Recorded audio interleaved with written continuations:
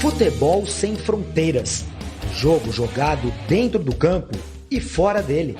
Bastidores, economia, política, turismo.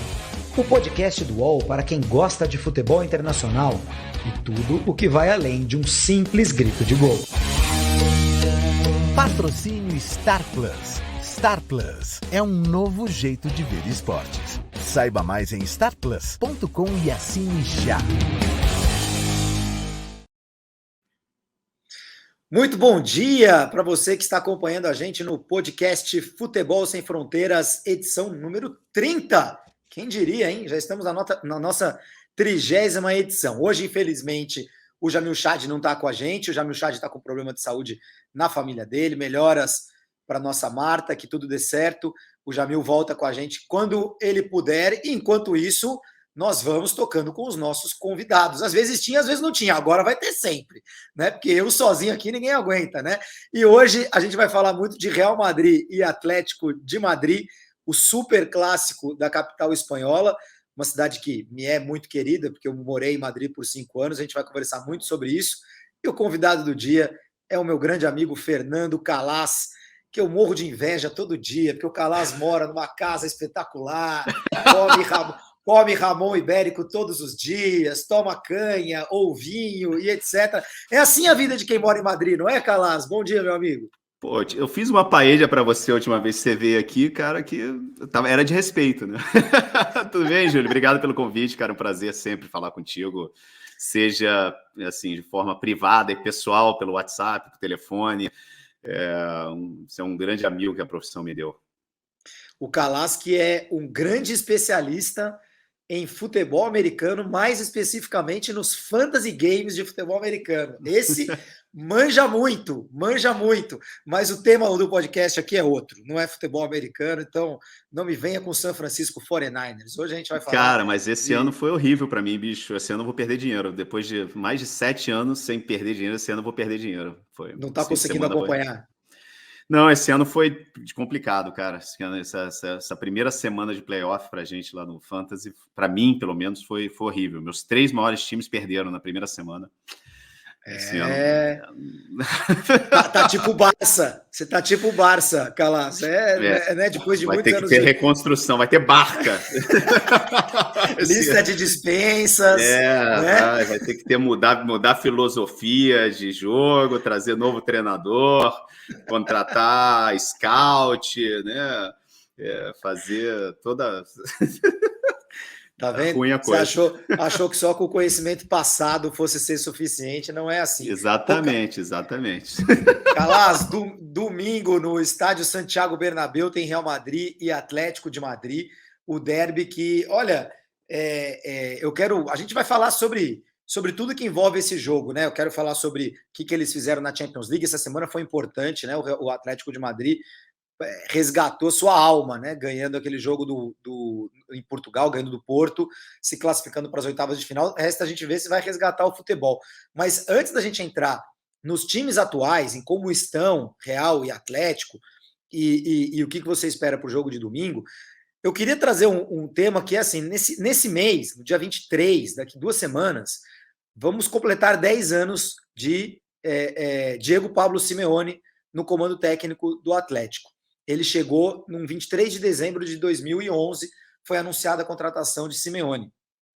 E desde então, esse clássico mudou demais. Eu morei em Madrid entre 2003 e 2009.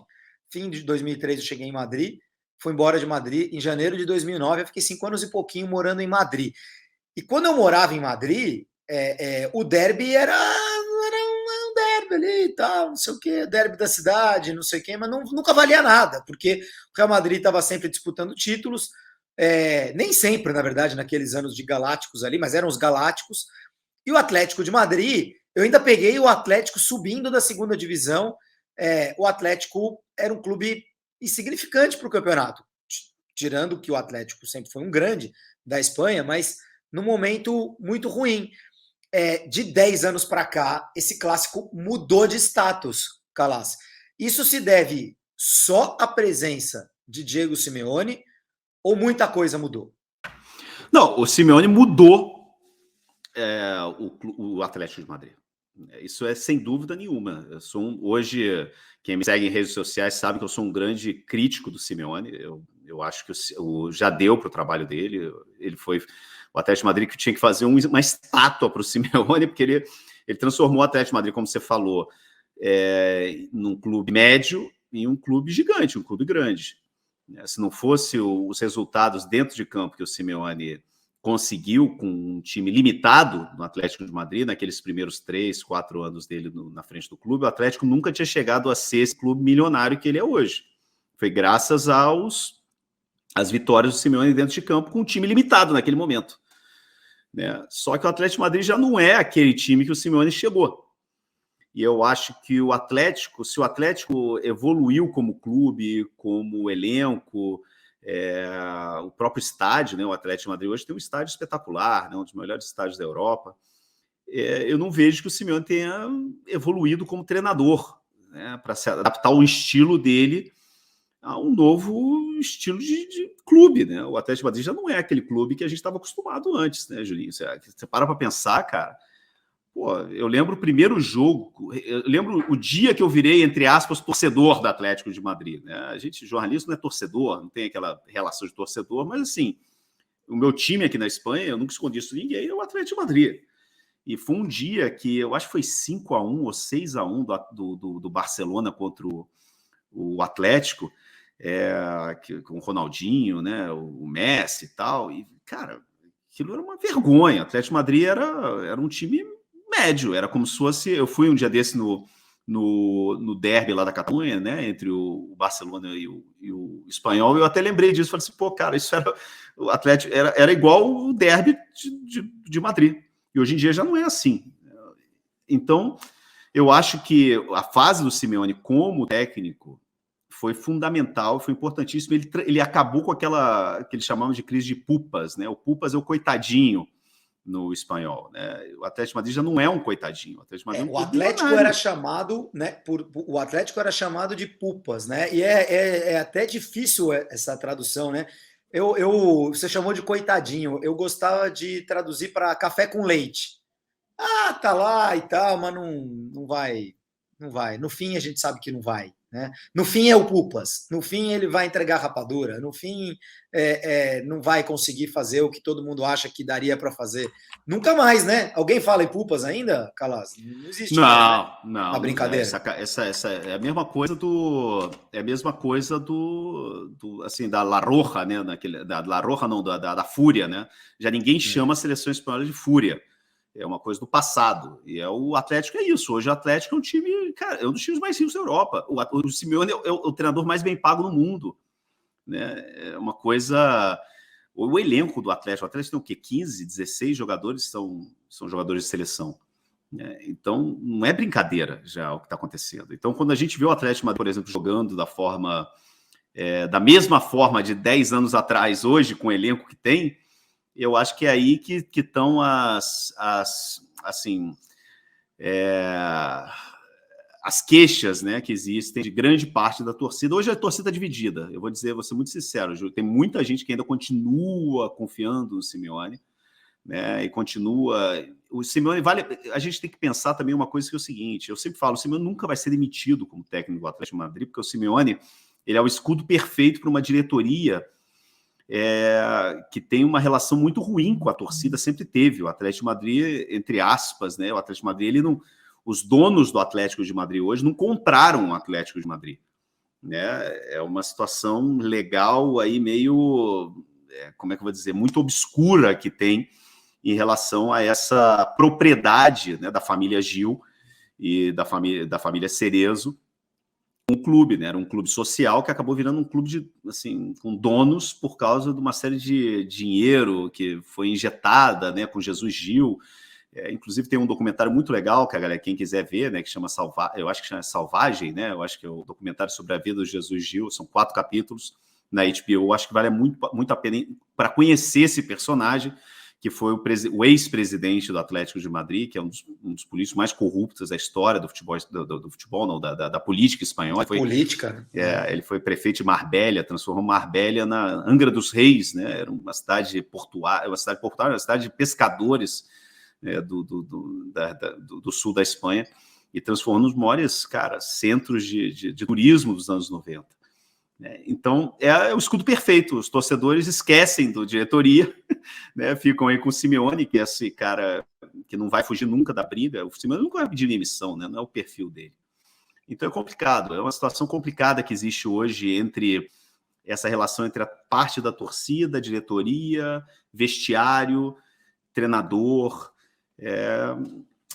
É difícil você ver realmente essa... Mesmo depois do campeonato... Olha a situação que o Atlético foi campeão espanhol no ano passado, né, Júlio?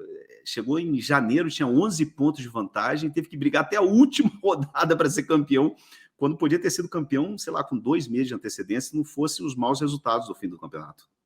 Sim, o Atlético fez de tudo para perder, né? Um campeonato que estava ganho, e nesse ano... Eu vou até passar aqui na tela, para quem está acompanhando a gente no YouTube, do podcast Futebol Sem Fronteiras, ou no canal UOL, vai aparecer, né? Para quem está acompanhando a gente só pelo podcast, só escutando, não vai ver, mas eu falo aqui, né? A classificação do Campeonato Espanhol de momento, só dar uma atualizada aqui. Pronto, a gente vai passar aqui na tela para vocês acompanhando enquanto a gente fala. O Real Madrid tem 39 pontos, o Atlético de Madrid tem 29. São 10 pontos de diferença entre eles. E o Atlético tem um jogo a menos ainda na mão, né? Que foi esse jogo que o Real Madrid fez agora contra o Atlético Bilbao na semana passada. O Atlético, por essa 9ª rodada, ainda vai ter um jogo contra o Granada, que está atrasado, que vai ser disputado agora em dezembro. Mas vamos lá, vamos imaginar que sejam 7 pontos. A impressão que dá, Calas, é que se o Real ganhar o derby de domingo, o Atlético já não tem mais chance de ser campeão de La Liga. E, cara, assim, o Real Madrid, ele teve uma sorte, né, de coincidências, né, do destino, que ele teve essa série de jogos contra rivais diretos. Né? Ele assumiu a liderança, a Real Sociedade teve um monte de contusão, acabou tropeçando no primeiro jogo, o Real Madrid passou a Real Sociedade, e depois o Real Madrid teve um jogo atrás do outro contra rivais diretos, e foi ganhando um jogo atrás do outro. Né? O Real Madrid pode ganhar vai ser a 10ª vitória consecutiva do Real Madrid se eles ganharem no domingo contra o Atlético de Madrid, e o Real Madrid jogou contra Real Sociedade, contra Sevilha, vai jogar contra o Atlético de Madrid agora, ou seja, ele disparou na liderança. Né? Então, se o Real Madrid ganha no domingo, é realmente muito difícil ver o Real Madrid perdendo essa liderança, né? Mas aquele negócio, o Real Madrid não usa, se você olhar os grandes clubes da Europa e como tem uma certa rotação, né, os elencos, a gente sempre fala isso, né, que os grandes clubes da Europa hoje têm 14, 15 titulares, né? Você não tem um 11 titular realmente. O Manchester City não tem um 11 titular, né? Vocês têm sempre aqueles jogadores que vão intercambiando e tal. O Real Madrid, o Ancelotti, ele tá jogando com os 11 jogadores deles, né? E estão indo com os 11. Ele deu muita sorte que o Jovic entrou muito bem, né? Agora contra... No lugar do Benzema, né? Que o Benzema machucou. Exato. Exatamente. Tem aquele meio de campo já experiente, digamos assim, com Casemiro, Modric, Kroos, e é isso. Em 2014, 2015, o nosso colega Edu Álvares, que participa de lives comigo de La Liga, da Champions, sempre depois dos jogos do Real Madrid, o Edu ia participar com a gente hoje do nosso podcast Futebol Sem Fronteiras, mas ele está doente, está gripado lá em Madrid, e infelizmente ele não vai poder participar. Tá todo mundo doente, viu, Calas? Ainda bem que nós estamos aqui, nós estamos bem com Deus saúde. Me livre, Deus me livre. Credo, tá louco. Quero ficar doente, não, cara. Tomei uma chuva, eu estava em Santiago de Compostela esse fim de semana, uma tempestade, tomei uma chuva no sábado, fiquei morrendo de medo.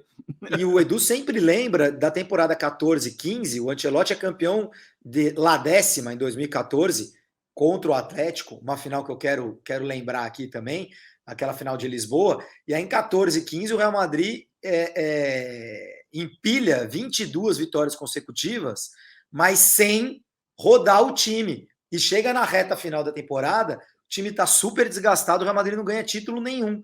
E o Ancelotti foi o ano do triplete, não foi? Não foi o ano foi o ano que o Barça ganhou tudo. Exatamente. O Barça com Neymar, Luis Suárez e Messi ganha Champions, La Liga e Copa do Rei, e o Real Madrid, apesar das 22 vitórias seguidas, de chegar a liderar o campeonato por boa parte do campeonato, acaba sucumbindo no final. E tem muita gente com medo do Ancelotti estar fazendo a mesma coisa, Calas. Quer dizer, ele encontrou o time titular.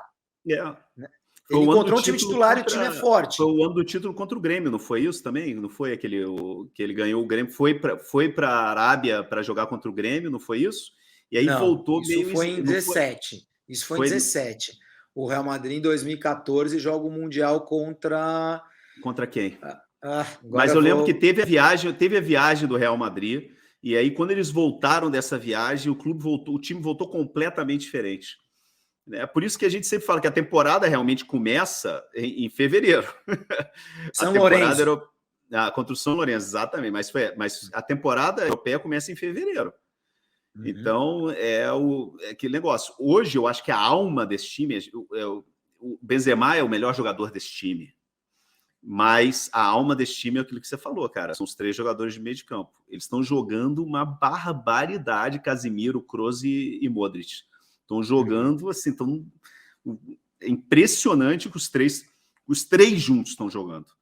E a gente está falando de 3 jogadores veteranos. O Casemiro não é tanto, né, quanto o alemão e o croata, mas uma contusão de um desses 3 jogadores, cara, é aquilo que você falou. O Real Madrid não tem profundidade de elenco. O Real Madrid tem o time que tem esses 11 que tem. Por exemplo, você imagina se o Real Madrid, eu acho, inclusive, você imagina se um desses 3 jogadores se machuca ou se o Vinícius Júnior se machuca. O Real, única posição que não é fixa, quer dizer, você tem ali 2 laterais, né? O Carvajal pela direita e o Mendy pela esquerda, que o Carvajal, principalmente, quase sempre machucado, né? Se machuca bastante. Mas a dupla de zaga consolidada ali, né? Com o Militão e o Militão e o... Me fugiu agora, o Alaba, que chegou, né? Que fizeram a torcida esquecer Sérgio Ramos, Varane. Foi embora o Sérgio Ramos, foi embora o Varane, não tem problema nenhum, né? Os caras estão jogando muito bem. O meio de campo que a gente comentou, a única posição que roda mais é a do Rodrigo ali, né?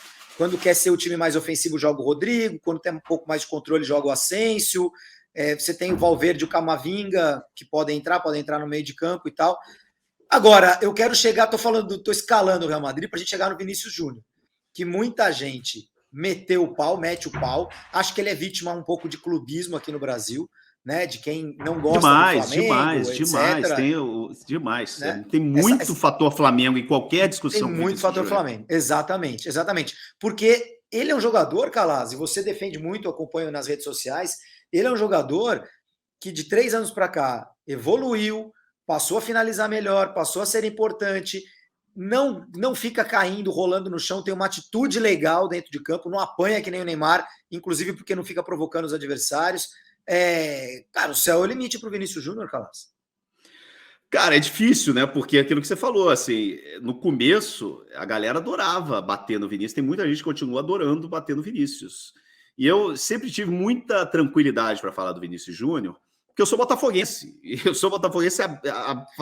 Então, todo mundo que parecia que falava bem do Vinícius era, por exemplo, são poucos os jornalistas, né, que sempre defenderam o Vinícius, né, que cobrem, que falam muito do tema, né? Então, por exemplo, o Mauro César, quando o Mauro César falava do Vinícius, todo mundo falava, porque tem o Flamengo por trás, não sei o que, não sei o que. Então, e nunca foi, sempre foi porque, cara, assim, sinceramente, Júlio, as pessoas vão ter que começar a entender que os grandes jogadores que saiam da América do Sul para a Europa vão sair cada vez mais verdes e menos preparados. Isso é fato. Não vai chegar já um Neymar como chegou aqui, ou um Robinho como ele chegou aqui, né? Aquele cara vai ter 2, 3 temporadas nas costas, jogando como melhor jogador.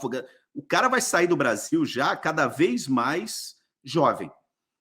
Como saiu o Martinelli, por exemplo, antes de tudo, ele já estava, cara, para o Arsenal, ou como saiu o Antony para o Ajax, ou como saiu o Vinícius Júnior para cá, o Rodrigo, né? O que um amigo meu, o Juan Jiménez, que é o meu colega lá em Barcelona, chama de contratações preventivas.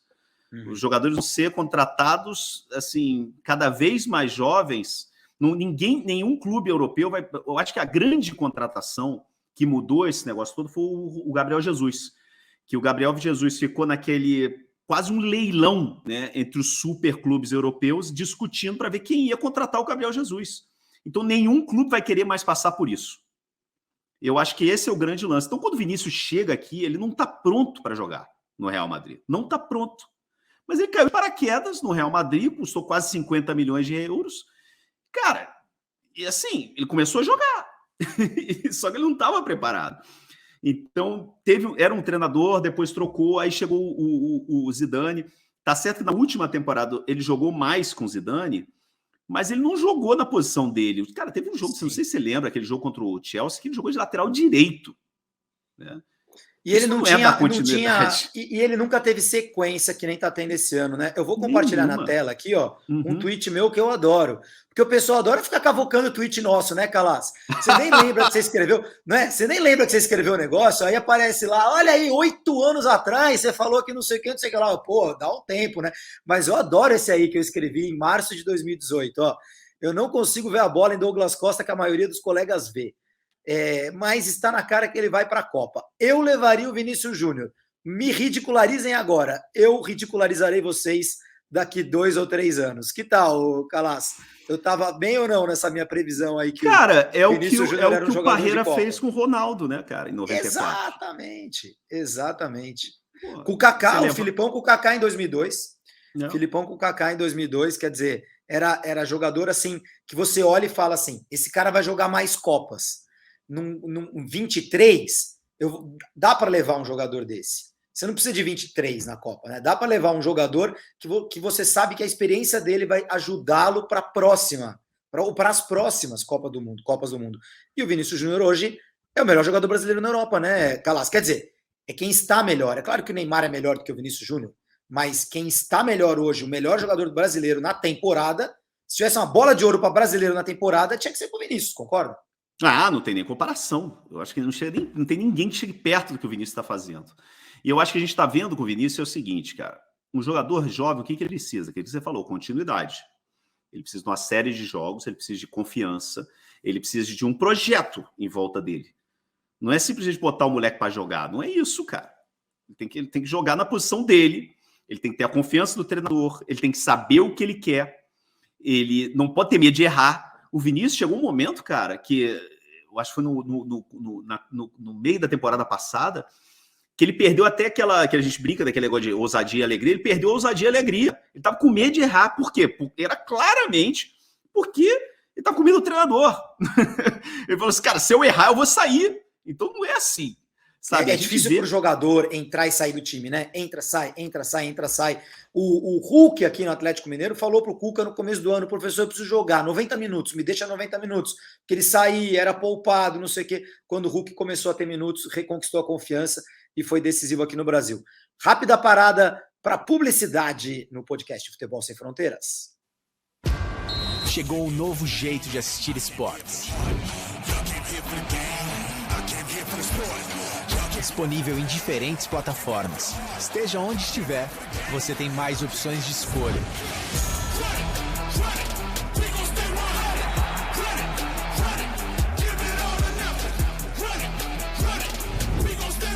Porque no Star Plus você tem mais ESPN do que nunca. Já disponível. Fernando Calas, como é um dia de derby em Madrid? As pessoas saem com camisa na rua, é tenso, tem problema.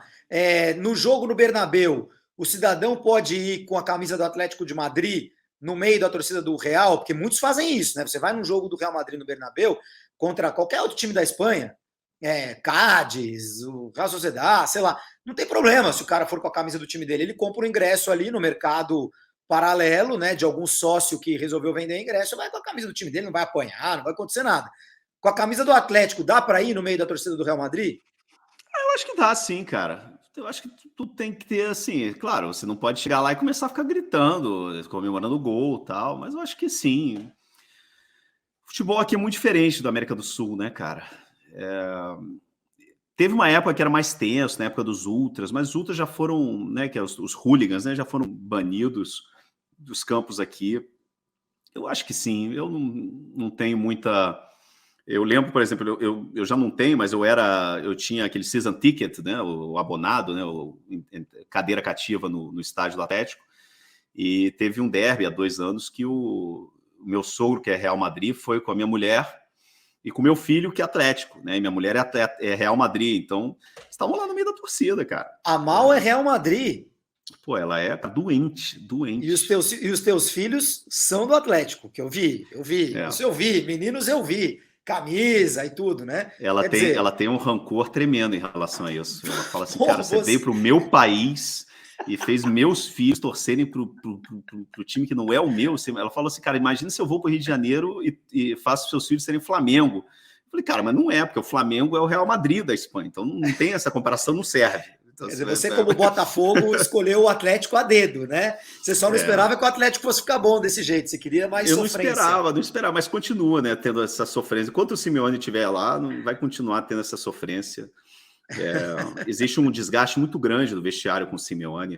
A gente está vendo, por exemplo, o João Félix está pedindo para ir embora, não aguenta mais. Lembra que o Arda Turan pediu para ir embora, porque não aguentava mais? Cara, ele jogava muito no Atlético. E como é que chama? O Saúl pediu para ir embora esse ano. A gente já, por exemplo, tem uma situação complicada em relação ao Renan Lodge, por exemplo, né? Porque ele é lateral e é um time que não joga já com lateral, né? Joga com esse sistema de 3 zagueiros, então joga com Carrasco de ala, né? Então o Renan Lodge não é ala, ele é lateral. Então ele era titular da seleção brasileira, estava fazendo o começo de carreira dele aqui no Atlético de Madrid, era espetacular. De repente o Simeone mudou de sistema e o Renan Lodge agora está sem posição, não joga, né? E quando joga, ele joga o psicológico do Renan Lodge hoje, para mim, lembra muito o psicológico do Vinícius Júnior com essa última etapa do Zidane. Ele está jogando o tempo inteiro com medo de errar. Por quê? Porque ele está com essa pressão tremenda. Ele falou assim, olha, esses 5 minutos que eu vou jogar, eu tenho que fazer tudo. Ou então não posso fazer nada, porque senão ele vai me tirar. Essa situação, ninguém sobrevive a esse tipo de situação psicologicamente. E o Simeone, ele tem uma relação muito ruim com o vestiário, sempre teve essa situação essa relação meio beligerante, né? Meio militar com os jogadores, né? Ele tem essa relação meio de soldado para capitão, né? O jogador não tem liberdade para ir falar com o treinador, né? É uma coisa meio... Agora, é muito louco, né? Porque eu entendo... Olha, eu compartilho grande parte das tuas críticas com o Simeone, né? Uhum. Mas eu tenho uma relação mais montanha-russa com o Simeone, porque às vezes a gente vê o Atlético naquele mata-mata do começo do ano contra o Chelsea e fala, caramba, gente, esse time tinha que jogar mais do que isso. Né? Foi contra o Chelsea, né? Que o Atlético foi eliminado no começo do ano. Não, foi contra o Leipzig, cara. E jogou, foi uma coisa horrorosa. Em Lisboa, você está falando? Da Champions em Lisboa? O Leipzig foi em 2020, né? Da Champions 20 e 21 agora. Foi contra o Chelsea. 2020. O gol de bicicleta do Giroud. Gol de bicicleta do Giroud. Qual foi em Lisboa? Foram 3, na verdade são 3 anos consecutivos. São 3 anos consecutivos. Né, porque você tem primeiro aquele 3-0 em Turim contra a Juventus, que cara, o Atlético de Madrid não faz um chute a gol, domina, podia ter metido 4-5 aqui, jogando uma barbaridade aqui contra a Juventus, né, um jogaço, aí de repente vai, cara, pro segundo jogo de forma covarde, jogando na retranca absurda, não dá um chute a gol e perde 3-0 para a Juventus, e desde aquele jogo foram 3 eliminações, onde o Atlético de Madrid jogou como time pequeno, acuado. Isso. Foi agora contra o Chelsea. Perdeu por 1-0 e por 2-0. O Chelsea acabaria sendo campeão da Champions, mas era um time que tinha um técnico novo, né? Tinha acabado de chegar o Tuchel, e o Atlético, que era líder com sobras, era aquele momento em que o Atlético liderava com sobras no campeonato espanhol. Foi antes de começar a queda. Acho que a queda, inclusive, começa junto com essa eliminação da Champions. E o Atlético não faz nada para ganhar do Chelsea. Então você tem esses jogos, como esse da Juventus que você citou, como o do Leipzig, lá na bolha de Lisboa, em 2020, em que o Atlético, você fala, caramba, meu, com esses jogadores que tem, os caras não pode jogar conseguem, assim. Não pode jogar desse jeito. E aí você tem outros jogos, que nem esse do Porto agora, no meio de semana, em que no primeiro tempo foi dominado, e aí no segundo tempo acha o gol, e aí o jogo se transforma de uma maneira que é o que o Simeone gosta, né? Aquele jogo meio Libertadores, porrada. E aí você fala, pô, mas se esses caras quisessem derrubar o técnico, eles não jogariam desse jeito, eles não se entregariam desse jeito. que os caras se entregam, né? Quando a gente vê essa entrega total, absoluta, essa comunhão técnico, time, resultado, torcida, é quando você fala, putz, mas esse cara é o cara ideal para o Atlético. Então eu tenho mixed feelings ali. Eu acho que derrubar o treinador é difícil, cara, porque eu acho que o vestiário tem total consciência de que quem manda no clube é o Simeone. Total consciência. O Simeone manda no Atlético de Madrid. Manda. Ele falou, cara, tem que fazer uma reforma no vestiário, na academia do clube. Quem manda é ele fazer a reforma. Então, ele manda no clube. O presidente, o dono do clube hoje é o Simeone. O Simeone manda no Atlético de Madrid. Basicamente isso. O Atlético de Madrid hoje é refém do Simeone. Refém. E é super complicada essa mudança, né? A gente viu o Grêmio agora. O Grêmio é refém do Renato Gaúcho. Foi embora o Renato Gaúcho, não sobra nada, terra arrasada, ninguém consegue ajustar o vestiário, não tem liderança e o Grêmio vai cair para a segunda divisão. Bom, quem estiver ouvindo esse podcast depois da última rodada, talvez eu esteja errado, mas que não, bom cara, ano não foi. Júlio, né? É aquele negócio, como é que você substitui um técnico que é tudo?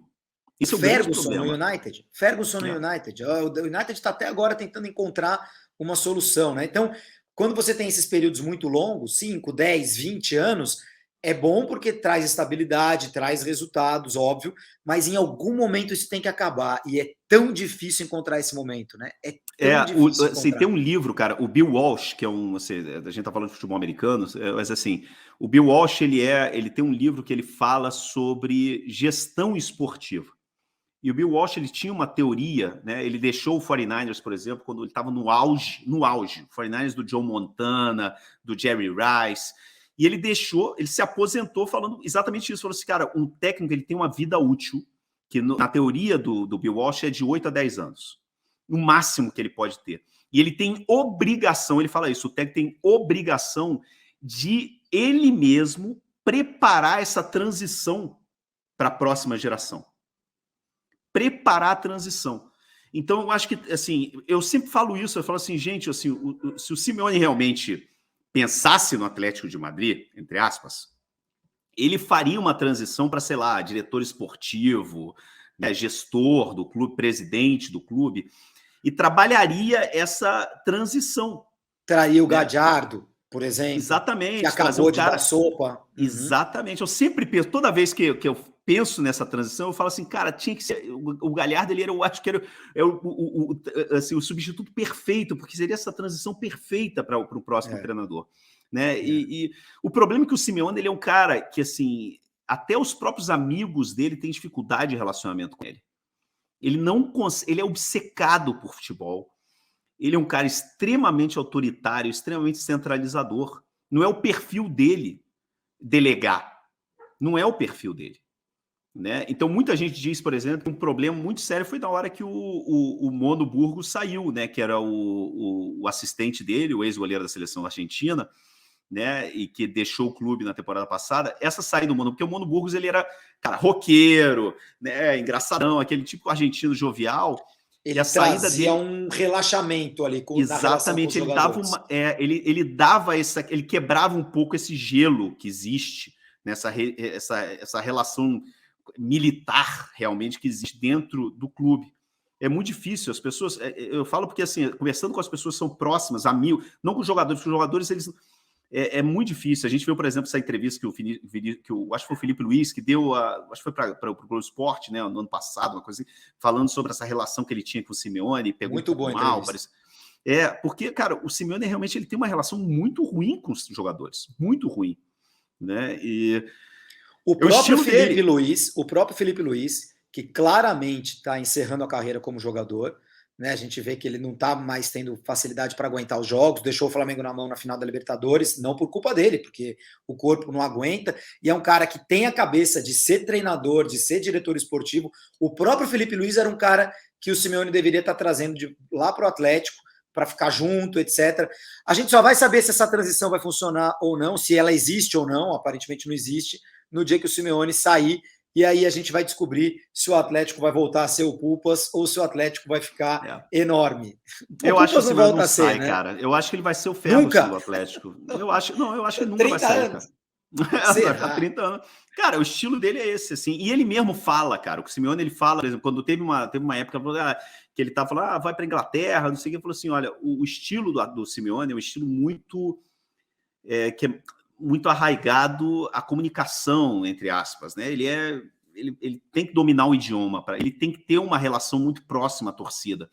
Ele mesmo fala que ele só funcionaria nos clubes onde ele é ídolo, quando ele foi ídolo como jogador, que, cara, a Lazio, a Inter de Milão, né, e o Atlético. A seleção argentina, talvez. De repente, a seleção argentina, né? Pode ser também um outro caso. Mas se bem hoje que aí a seleção você não argentina tem o dia a dia, né? Você não tem o dia a dia, que é tão importante. Não, e hoje o Scaloni está muito bem na Argentina. Ah, sim. Hoje, finalmente, a Argentina encontrou um técnico, né? Não, encontrou um técnico, encaixou perfeitamente, ele se dá muito bem com os jogadores. Ele é um ex-jogador, né? Então ele é um cara jovem, ele que se dá muito bem ele fala a linguagem do vestiário. Como o Carleto encaixa no Real Madrid, né? O Real Madrid, é difícil a gente imaginar acontecer no Real Madrid algo como isso que a gente está falando sobre o Simeone no Atlético, né? O Real Madrid, ele nunca vai se colocar numa posição de refém de um profissional. Nenhum. Cristiano Ronaldo saiu, gente. Nem o Cristiano Ronaldo, nem o Sérgio Ramos. Exato, Cristiano Ronaldo, Sérgio Ramos. O Real Madrid, ele não é à toa que ele é o Real Madrid, né? Ele é um clube que está olhando ali para frente e vai seguir a vida dele, independente de quem passe. Mas tem alguns técnicos que obviamente encaixam, né? Que entendem o que a torcida gosta, né? O Ancelotti é um desses, né? A torcida gosta de ver o mesmo time, de ver o time jogando bem, de ver o time ganhando. O Real Madrid, ele é muito... O DNA do Real Madrid é a vitória, né? Não é tanto o estilo e etc e tal. Mas tem alguns treinadores, o Zidane e o Ancelotti, que captam, né, esse espírito do Real Madrid muito melhor do que outros. Calas, eu sei que você precisa ir, é um dia forte aí de trabalho, bastante coisa acontecendo nos bastidores de La Liga, mas eu não quero que a gente se despeça sem você contar qual é a tua paixão em Madrid. Há quanto tempo que você mora em Madrid? E quem for para Madrid, Madrid não é uma cidade em que o turismo é óbvio, como o Barcelona, né? Madrid tem muitas coisas, tem muita gente que vai passar um dia em Toledo, em Segóvia, tem o Palácio Real, tem aquele centro, a Porta do Sol, mas Madrid é uma cidade muito mais de viver do que de visitar por 1, 2, 3 dias. O que você adora em Madrid que você recomenda para quem for? Cara, quem capta o que é Madrid, você falou do Ancelotti, eu acho que antes de falar assim, o Ancelotti, por exemplo, ele não mora onde moram os jogadores. Ele não mora nos arredores, o apartamento do Ancelotti é na porta de Alcalá. Assim, o apartamento dele é um desses. Exatamente na frente do Parque do Retiro. Ele mora como se fosse, de repente, aí, não sei, no Oscar Freire, em São Paulo, ou na Lagoa. Na Vieira Soto, na Lagoa. Exatamente. Isso. É um cara assim que ele mora no centro da cidade, é um cara extremamente urbano, e é um cara que entende aquilo que você falou. Assim, eu lembro que na despedida do Ancelotti, antes dele ir embora, no último período dele, acabou a coletiva de imprensa, ele foi aplaudido de pé por jornalistas. Eu nunca tinha visto isso acontecer numa coletiva de imprensa, né? Porque ele é um gentleman, né? Ele é um lord. Ele é muito educado.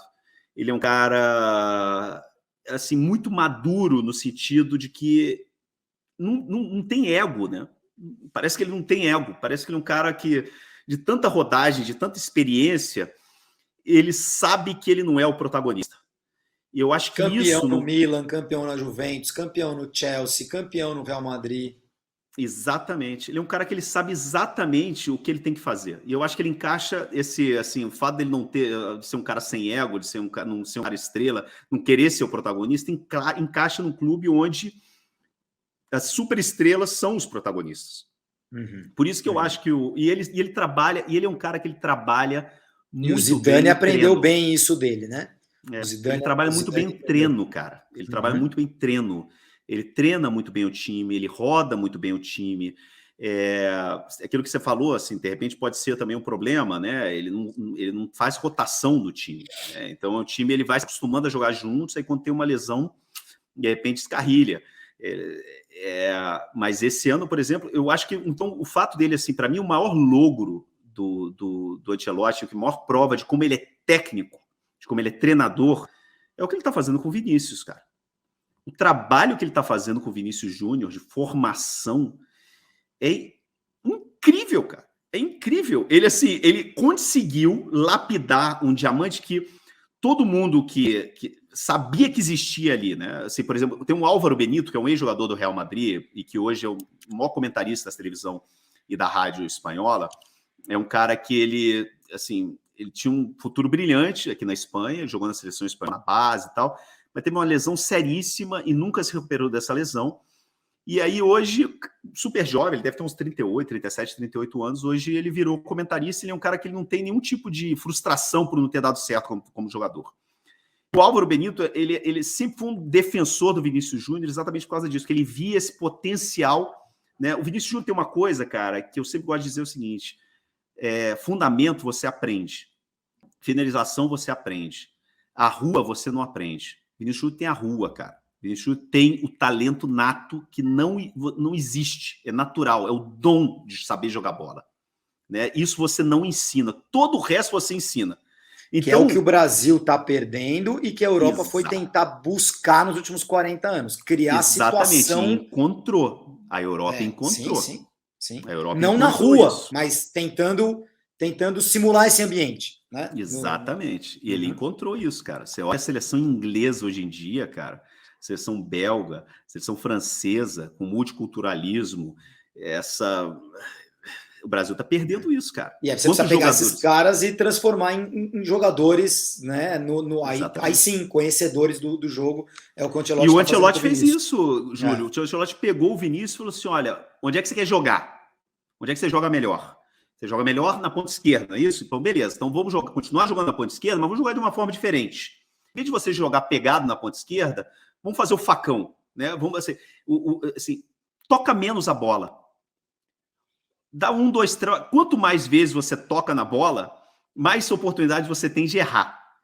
Então, cara, o negócio é o seguinte: mais objetividade. Tocou 1, 2 vezes. Não, viu que não dá? Ou toca ou chuta. Chuta pro gol, cara.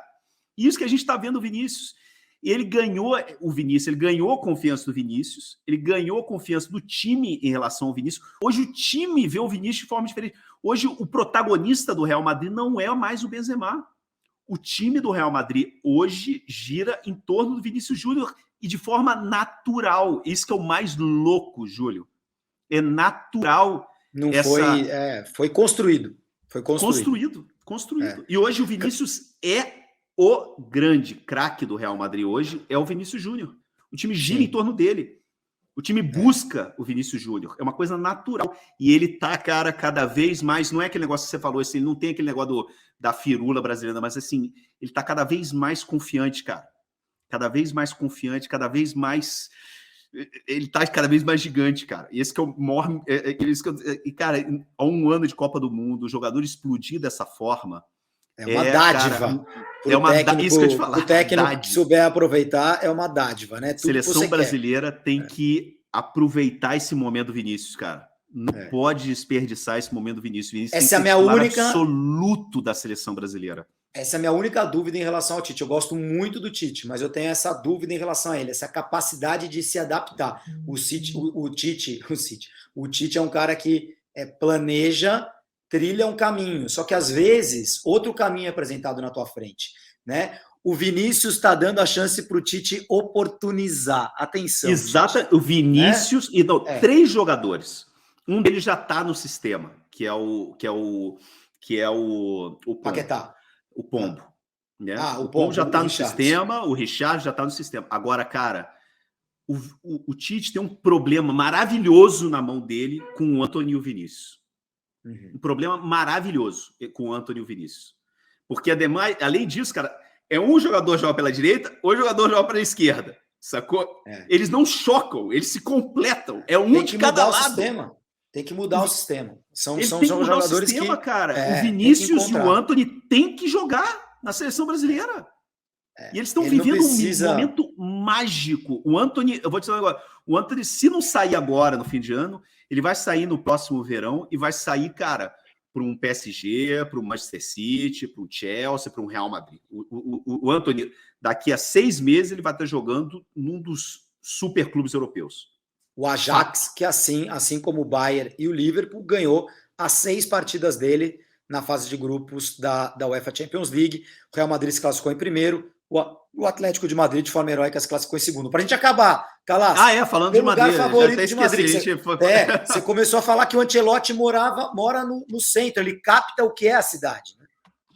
Cara, Madrid é uma cidade para você vir, passar uma semana no centro, ficando no centro da cidade, fazer tudo a pé, de botequim em botequim. Ele é uma grande, não sei, assim, é como...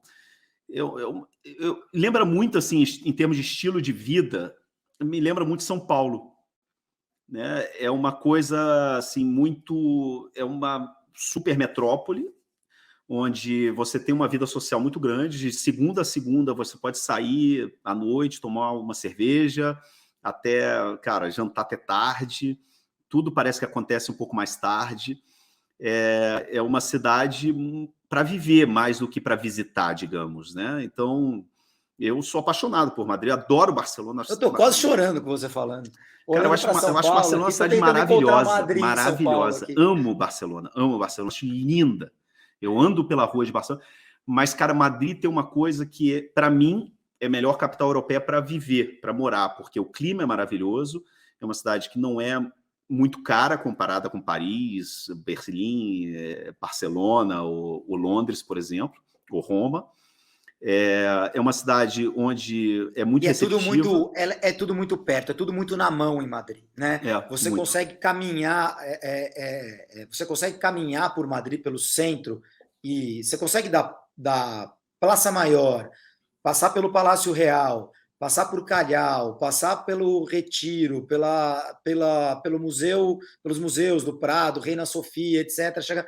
Tudo isso é caminhando, é uma caminhada. Eu era magrinho quando eu morava em Madrid, porque eu andava pra caramba. Não, e é uma cidade que não tem morro, né? Então você caminha e faz tudo andando. Sempre o clima muito bom, tem sol no inverno, é frio, mas com sol. Isso. Chove pouco. O frio não é um problema, exatamente. O frio não é um problema. Né? O problema é não ter luz. Você vai para. É o que todo mundo fala de Londres, né? Que você passa 3 semanas. 3 semanas você vê o sol. Isso aqui em Madrid não existe. Isso não acontece em Madrid. O céu é bem azul. Isso não tem nada a ver com São Paulo, que o céu é cinza, né? É muito azul. Ô, Calas, eu gosto de dar 3 dicas para quem vai para Madrid. Ó, ali perto da Porta do Sol tem um restaurante, tem um desses bares de tapas chamado Alhambra, que é, para mim, o melhor custo-benefício da cidade. Ali perto da Porta do Sol. Andar de bar em bar ali de noite e descobrindo... Porque aí, de repente, você está num bar que às 11 da noite fecha, você fala, caramba, mas fechou. Não, mas é porque o do lado abriu. Aí o do lado vai até 1 da manhã. Aí ele fecha. Aí você fala, tá tão bom aqui, fecha. Vai pro outro, que vai fechar às 3. Vai pro outro que vai fechar às 6. Vai pro outro que vai fechar às 10 da manhã. A tal da movida madrilenha. Na madrugada tá todo mundo se mexendo, indo de um lugar para outro, indo. É demais. É uma coisa espetacular. E acaba lá comendo um churros com chocolate na San Ginés, ali perto da Praça Maior também, que é uma coisa bem tradicional. Eu adoro. E tem uma parte nova de Madrid, né, Calas, quando eu morava não tinha, era uma super obra, que é o Madrid Rio, né? Pegaram o córrego ali, que é o Manzanares, que passa na parte sul de Madrid, e fizeram praia, bares, ciclovia, lugares de ócio, né, de lazer, que é demais, assim, que muita gente... onde inclui o antigo Vicente Calderon. Né? Tá virando praça Não, e era horroroso, era uma região horrorosa. Vai ser a Marginal Tietê, quando eu conheci minha mulher há 15 anos aqui, e ela trabalhava exatamente ali, né, no Hospital 12 de Outubro, que é no sul de Madrid, que era parecia uma Marginal Tietê, e hoje, cara, é um centro de... Eles tiraram a Marginal, era literalmente uma Marginal, a avenida, a M30, a circular, né? Que é o mesmo conceito de marginais aqui de São Paulo, circula a cidade. Eles tiraram o lugar para baixo, virou para baixo, e em cima tudo parque, área de lazer, novas construções. Madrid é uma cidade muito, muito bacana mesmo. Quem for para a Europa tem que dar uma passadinha, porque é uma cidade maravilhosa, e comer e beber e se divertir em Madrid, realmente acho que não tem nada igual, nada comparado. Meu amigo, muitíssimo obrigado pela tua atenção. Prometi meia hora, roubei 50 minutos do teu tempo, mas foi um papo que passou voando. Não, é sempre um prazer, Júlio. Se cuida, beijo na família. Valeu, para você também. A gente volta na quinta-feira que vem com mais um podcast Futebol Sem Fronteiras. Valeu, gente! Futebol sem fronteiras. Jogo jogado dentro do campo e fora dele. Bastidores, economia, política, turismo. O podcast do UOL para quem gosta de futebol internacional e tudo o que vai além de um simples grito de gol.